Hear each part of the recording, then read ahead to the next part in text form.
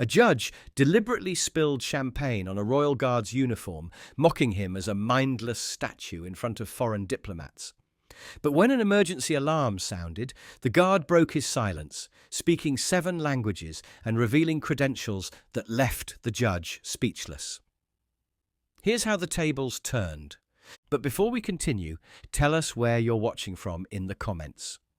And make sure to subscribe, because tomorrow at this very same time, we're dropping another powerful Royal Guard story that you won't want to miss. The summer sun cast long shadows across the polished marble floor of Westminster Hall as Sergeant Heath Ashcombe stood at his post with perfect military precision. His scarlet tunic gleamed under the ornate chandeliers, each brass button polished to mirror brightness. The ceremonial sword at his side caught the light as he maintained the famous motionless stance that had made the Royal Guards legendary throughout the world. At 29, Ashcombe cut an impressive figure, 6'2", with shoulders squared by 8 years of military discipline, his bearskin cap adding another foot to his already considerable height. The diplomatic reception was in full swing, with ambassadors and dignitaries from 20 nations mingling beneath the medieval hammer-beam roof. Crystal glasses clinked, polite laughter rippled through the hall, and the subtle dance of international relations played out in a dozen languages. Through it all, Ashcombe remained perfectly still, his eyes fixed forward in the 1,000-yard stare perfected through countless hours of ceremonial duty. The weight of the bearskin cap and ceremonial uniform had long ago ceased to register in his consciousness after years of training his body to endure discomfort without showing it. From his position near the grand entrance, Ashcombe could hear fragments of conversation drifting his way. Most guests paid him the respectful distance customary when encountering the King's Guard, but one voice carried louder than the others, deliberately so it seemed. "Remarkable, isn't it?" The voice held the practiced projection of someone accustomed to commanding attention. "Grown men playing statue for a living. One wonders what they do when they actually need to think." Ashcombe's expression remained impassive, though he immediately recognised the speaker. Judge Miles Fenwick's reputation preceded him in most London circles. A brilliant legal mind paired with a temperament that had earned him the nickname the Executioner among barristers unfortunate enough to appear before him. At 57, Fenwick carried himself with the supreme confidence of a man who had spent decades having the final word. They are specifically selected for their ability to stand still without higher brain function, Fenwick continued, loud enough for Ashcombe to hear clearly. Perfect discipline, zero independent thought. Rather like my more robotic colleagues on the bench, though at least they serve a practical purpose. The small cluster of diplomats accompanying the judge offered uncomfortable smiles. A South Korean attaché glanced apologetically toward Ashcombe, clearly embarrassed by the judge's remarks. "You know," Fenwick raised his voice slightly to ensure his audience expanded, "I've often wondered if they undergo some sort of cognitive assessment to ensure they're not distracted by complex thoughts while on duty. Imagine the disaster if one of them started contemplating philosophy while tourists were taking photographs." Several diplomats exchanged glances, their discomfort growing more evident with each of Fenwick's remarks. The Thai ambassador murmured something to his aide and stepped away from the group, clearly unwilling to be associated with the increasingly inappropriate commentary. Fenwick, emboldened by the attention, broke away from his group, champagne flute in hand, and approached Ashcombe directly. He moved with the confident stride of a man unaccustomed to being challenged, positioning himself directly in the guard's line of sight. "Tell me, guardsman," Fenwick began, his voice carrying the practiced condescension he typically reserved for unprepared witnesses. "Do they select you based purely on height, or is there a minimum IQ requirement? Something just above houseplant, I'd imagine." As Ashcombe maintained his ceremonial stance, Judge Fenwick turned to the growing circle of onlookers with theatrical disappointment. "You see? Nothing there at all, just the uniform." He gestured with his champagne flute, the golden liquid sloshing dangerously close to the rim. "These guards are the perfect metaphor for so many of our traditions, all appearance, no substance." What happened next occurred with such smooth deliberation that several observers would later disagree about whether it was truly accidental. As Fenwick gestured emphatically, his champagne flute tilted, sending a stream of the expensive vintage directly onto Ashcombe's immaculate scarlet tunic. The amber liquid darkened the wool immediately, creating a spreading stain across the guard's chest. "Oh my," Fenwick exclaimed with exaggerated concern that failed to mask his satisfaction. "How clumsy of me! I do hope that doesn't come out of your salary, guardsman." The assembled diplomats fell silent. Even in this refined gathering, the deliberate nature of the act was impossible to miss. The Chinese ambassador's eyes narrowed slightly, while the German attaché took a subtle step back from Fenwick, creating physical distance that mirrored a deeper discomfort. "Though, I suppose," Fenwick continued, producing a monogrammed handkerchief with theatrical flourish, "these toy soldier outfits must be designed to withstand the elements." He made a perfunctory dab at the spreading stain, deliberately pressing too hard against Ashcombe's chest in the process. Ashcombe remained motionless, his discipline unwavering, despite the public humiliation. His eyes remained fixed forward, his posture perfect, though a single drop of champagne traced a path down the leather strap, crossing his chest. "Speaking of nominations," Fenwick continued, keeping his position uncomfortably close to Ashcombe, "I was telling Ambassador Chen about the qualifications necessary for international judiciary roles. Languages, naturally, are essential. I speak 4 myself, which is practically a minimum requirement these days." He turned back to Ashcombe, seizing on this new angle. "I wonder how many languages our guardsman speaks. English, obviously, though perhaps even that's an optimistic assumption. The Queen's English seems increasingly rare, even among those wearing Her Majesty's uniform." Fenwick circled back to face Ashcombe directly. "So tell us, guardsman, parlez-vous français? Sprechen Sie Deutsch? Or are you limited to monosyllabic English and the occasional grunt?"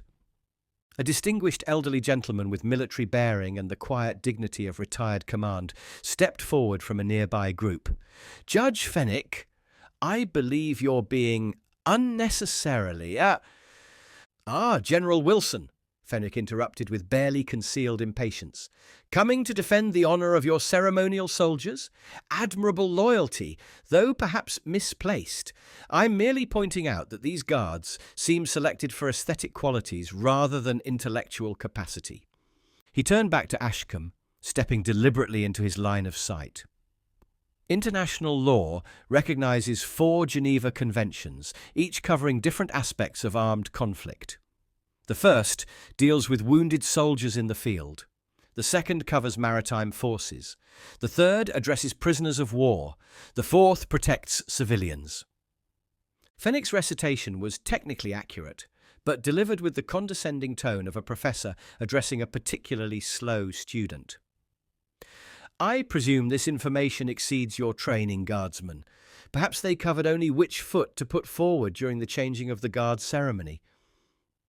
Several diplomats had begun to drift away from the uncomfortable scene, but Fenwick seemed oblivious to their discomfort, focused entirely on provoking a reaction from Ashcombe. The confrontation might have continued indefinitely had fate not intervened. From somewhere near the southwest entrance, a sharp alarm tone cut through the refined murmur of diplomatic conversation. Heads turned toward the sound, as a thin wisp of smoke became visible near one of the ancient tapestries decorating the far wall. "Ladies and gentlemen," announced a flustered event coordinator, hurrying toward the gathering, "please remain calm. We're investigating a small incident near the kitchen entrance." The coordinator's reassurances were interrupted as the smoke detector's electronic wail intensified, triggering a cascade of similar alarms throughout the hall. The thin wisp had become a more concerning cloud, and security personnel began moving purposefully toward the source.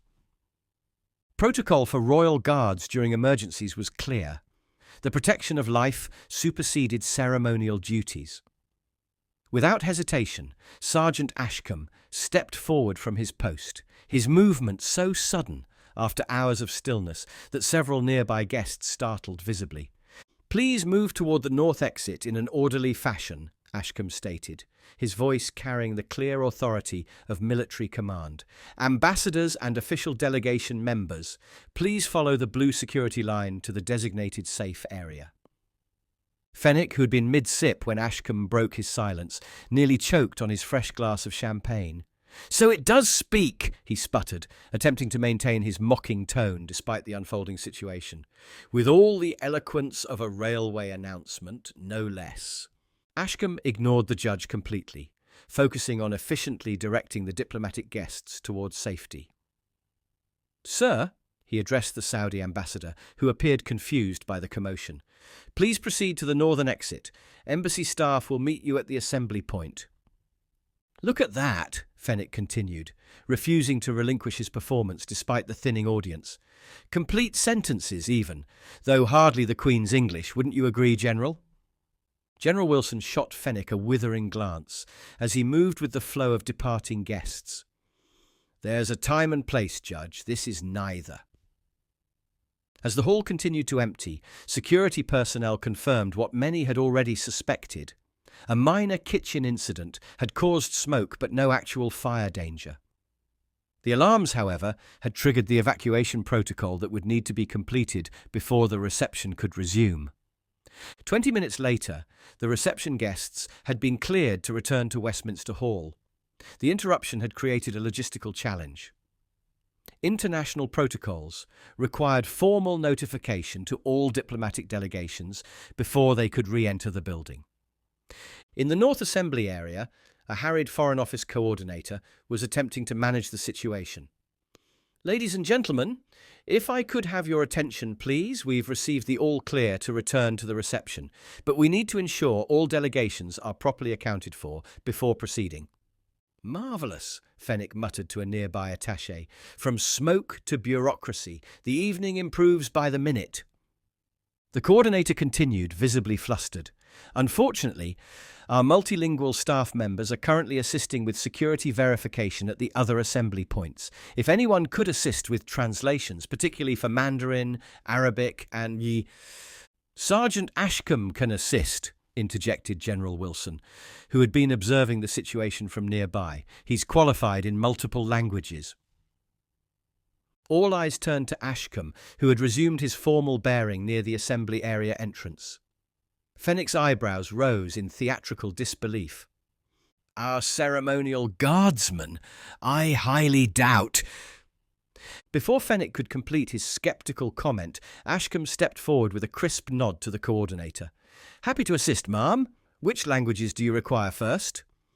"Mandarin for the Chinese delegation, if possible," the coordinator replied with evident relief.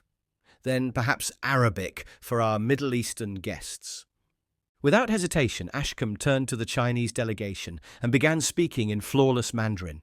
His pronunciation carried the refined tones of formal diplomatic Chinese, not the halting phrases of a casual language student. For nearly a minute, he delivered a detailed explanation of the security protocols and return procedures, answering several questions from Ambassador Chen with comfortable fluency.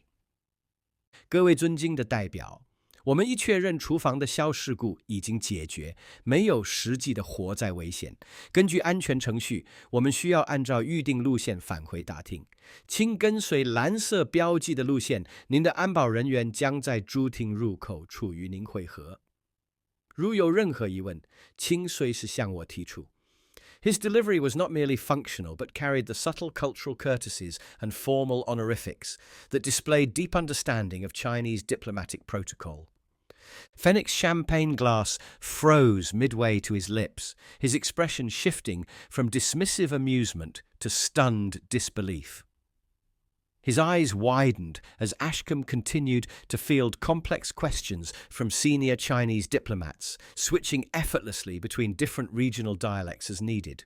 The guard's fluency went far beyond memorized phrases. He was clearly engaging in sophisticated communication about security protocols and diplomatic procedures.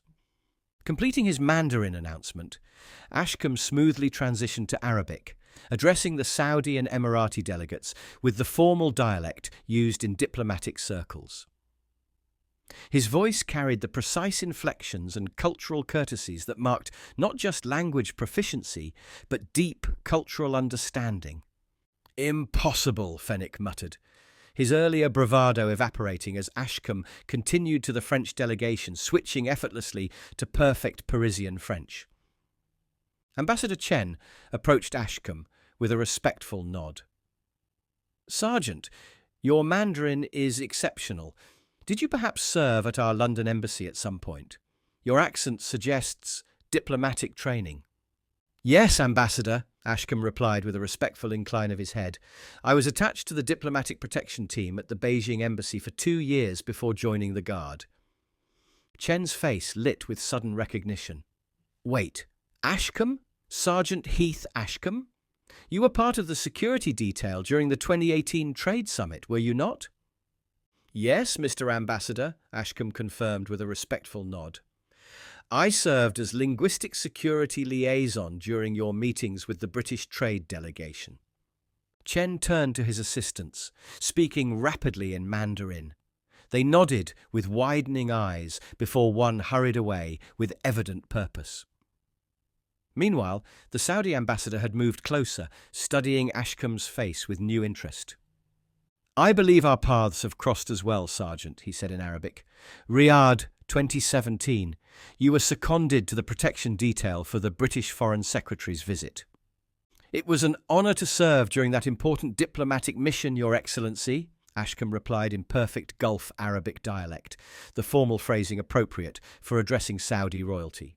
"Your security team's cooperation was instrumental to the mission's success." The Saudi ambassador's eyes lit with appreciation at both the linguistic accuracy and the diplomatic deference. He turned to his aides, speaking rapidly. "This is why British diplomatic security is respected worldwide. They understand not just words, but context." General Wilson stepped forward, addressing the now captivated diplomats. Before joining the King's Guard, Sergeant Ashcombe served with the Special Reconnaissance Regiment, specialising in diplomatic security and intelligence.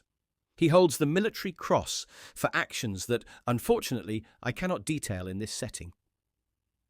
"Sergeant Ashcombe speaks 7 languages fluently," the General continued. "He holds a first-class degree in international relations from Durham University and completed advanced training at the Defence School of Languages in Beaconsfield. His thesis on diplomatic security in volatile regions is still referenced at the Defence Academy." The Korean diplomat, who had earlier witnessed Fenwick's mockery, leaned toward his Japanese counterpart. "I heard the British select their ceremonial guards from among their finest.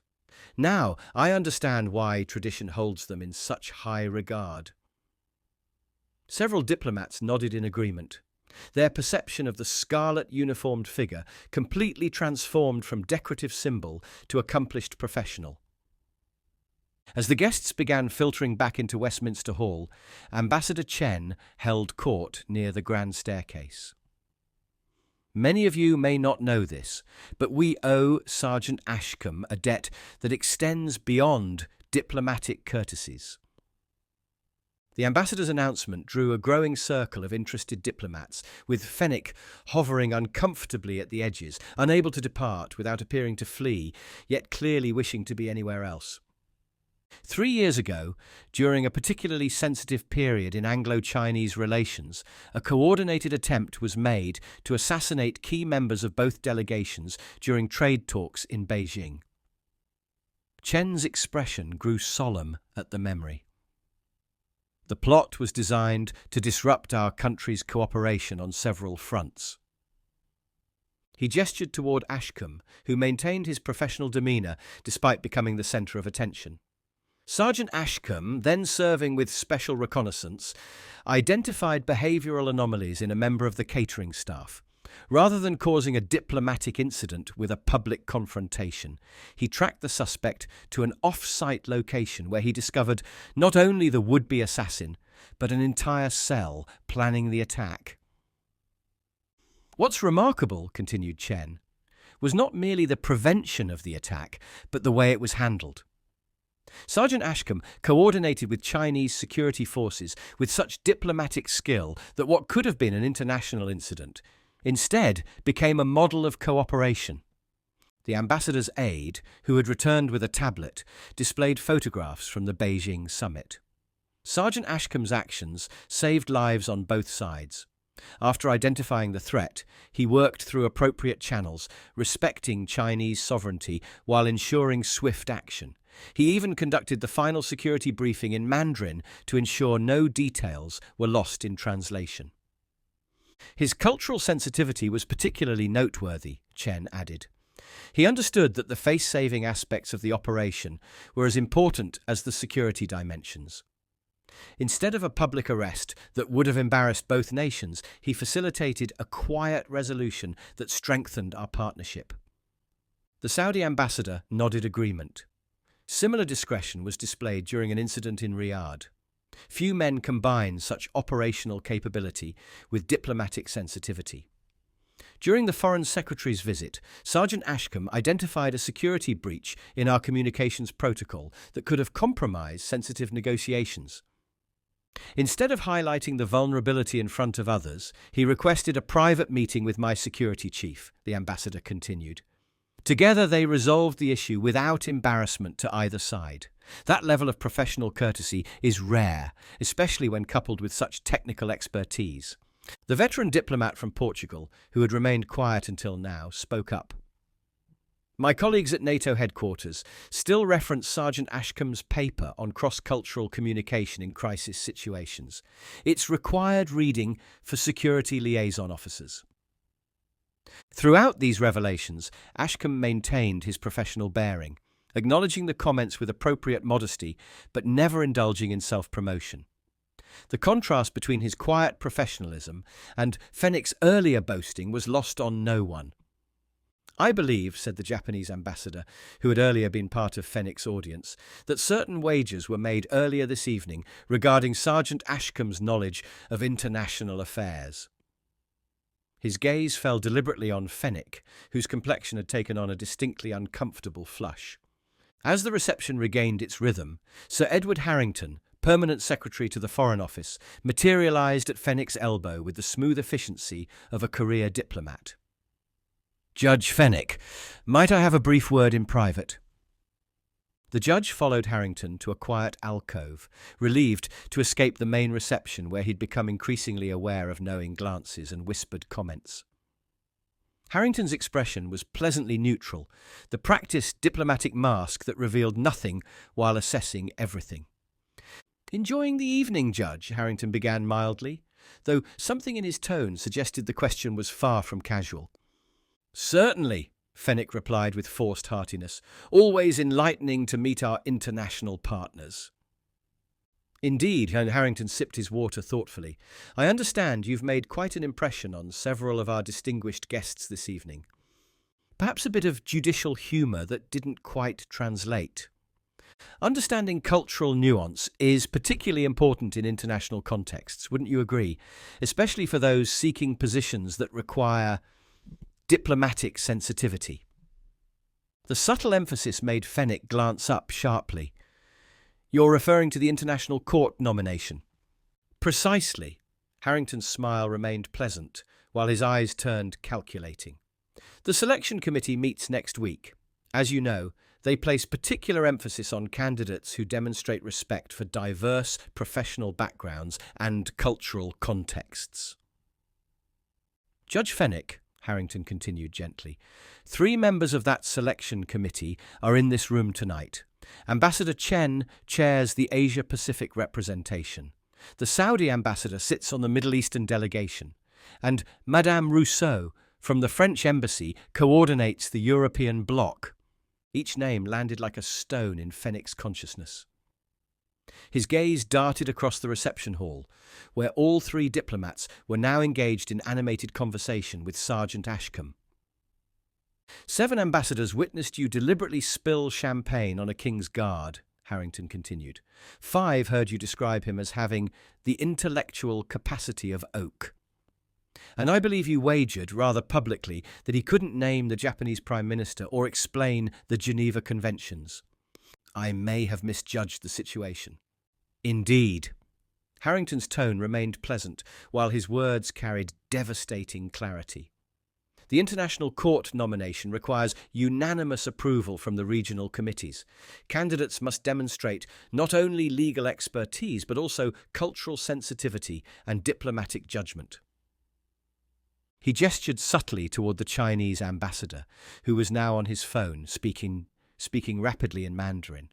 Ambassador Chen appears to be updating Beijing on tonight's events. Interesting timing, wouldn't you say? The implications were unmistakable. Fenwick's career ambitions, culminating in this prestigious international appointment, now hung by a thread because of his treatment of a guard he'd dismissed as merely decorative. "The reception concludes in 40 minutes, Harrington concluded smoothly. "Perhaps that's sufficient time to demonstrate better judgment than you've shown thus far this evening." With a deep breath that did little to steady his nerves, Fenwick straightened his bow tie and made his way toward Ashcombe, who was now standing near a display of historical artifacts, engaged in conversation with the Portuguese ambassador. "Excuse me, Ambassador," Fenwick interjected with forced conviviality. "Might I borrow Sergeant Ashcombe for a moment? Official judiciary business, I'm afraid." The ambassador nodded politely and moved away, leaving Fenwick face to face with the man he'd spent the evening belittling. Up close, Ashcombe's composure was even more impressive. No triumph in his expression, no evident satisfaction at Fenwick's discomfort, just the attentive focus of a professional doing his duty. "Sergeant," Fenwick began, his usual eloquence deserting him, "I feel I must address my earlier comments." "No need, sir," Ashcombe replied evenly. "Such matters are easily forgotten." "Nevertheless," Fenwick cleared his throat awkwardly, "my characterization of your position and abilities was clearly misinformed. I spoke without proper knowledge and showed disrespect to both you and your uniform." "Many people have misconceptions about the Guard, sir. It's quite common." "Perhaps, but most don't express those misconceptions quite so thoroughly."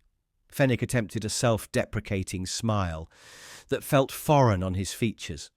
"Nor do they generally do so in front of half the diplomatic corps. I understand you're aware of my pending nomination to the International Court." "Yes, sir. It's been mentioned in diplomatic circles." "It represents the culmination of my career," Fenwick admitted. Humility, an unfamiliar and uncomfortable garment he now found himself forced to wear. A lifetime of legal service leading to an opportunity to shape international justice. Ashcombe nodded, his expression revealing nothing of his thoughts. "A significant responsibility, sir. One that requires more than legal expertise, as I'm now acutely aware." Fenwick met Ashcombe's gaze directly. "It requires judgment, discretion, and respect for others, qualities I failed to demonstrate this evening." "We all have moments of misjudgment, sir," Ashcombe replied, his tone neither condemning nor absolving. "What matters is how we respond to them." The simple wisdom of this statement, delivered without pretension or moral superiority, made Fenwick's carefully constructed self-image crack further. For perhaps the first time in decades, he found himself truly seeing the person before him, rather than merely categorizing them according to his own prejudices. "I've spent 30 years on the bench," Fenwick admitted, his voice quieter now, intended only for Ashcombe rather than for show. "I've judged thousands of people, often within moments of them entering my courtroom. It's become habitual, I suppose." "Assessment is part of your training, sir," Ashcombe observed, "as it is part of mine in security work. The challenge is distinguishing between professional assessment and personal prejudice." Fenwick nodded slowly, the distinction landing with uncomfortable precision. A distinction I failed to maintain this evening. "Your restraint is commendable, Sergeant," Fenwick continued quietly. "You had every opportunity to humiliate me as I attempted to humiliate you. That you chose not to says a great deal about your character." "The uniform represents something larger than any individual who wears it, sir," Ashcombe responded. "As, I imagine, do judicial robes. When we put them on, we accept that our actions reflect not just on ourselves, but on the institutions we serve. Fenwick looked down at his formal attire, suddenly aware that though he wasn't wearing his robes, he had nevertheless been representing the judiciary with every word and action.